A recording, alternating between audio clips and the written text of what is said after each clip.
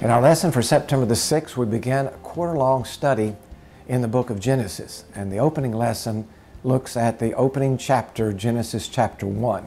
Let me give a brief overview to start with.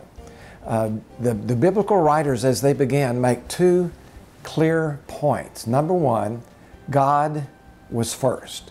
Before the earth, before the stars in the sky, before the animals, before the plants, before human beings, before anything else, God was first. In the beginning, God. That's the way our English Bible begins in Genesis chapter 1, verse 1.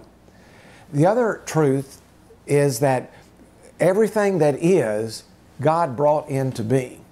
God created all things.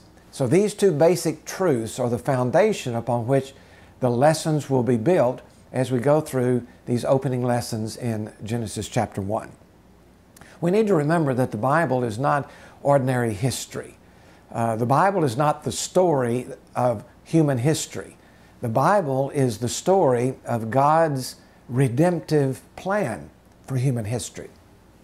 And therefore the biblical writers will focus on those events and those people who are a part of God's unfolding redemptive plan, and they will leave out, of course, much of the other things of human history. So it's not ordinary history, it is divine history, it's redemptive history.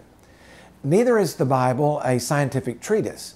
It's obvious that the biblical writers use the cosmology of their day, but they pour into that cosmology some eternal truths that somehow are able to filter through in all of the changing cosmologies. So the biblical story begins with the story of creation.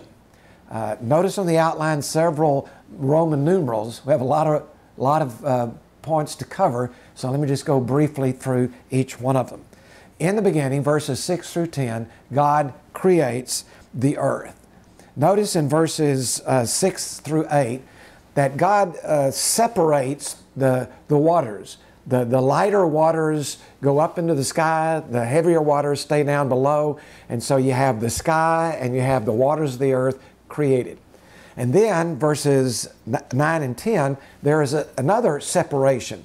As God separates the water that is on the earth and brings it into pools, forms the oceans, and brings up the land. And so we have the creation of the earth, land, water, earth, sky. Two notes dominate in this creation account in Genesis chapter 1. One of them is command, and the other is celebration. Each day in the creation account here in Genesis 1 begins, and God said, verse 6, and God said, verse 9, and God said. So the biblical writer wants us to know that the creation was not an accidental thing, but an intentional thing that came about because of the command of God. The other note is celebration. After each of these phases of creation,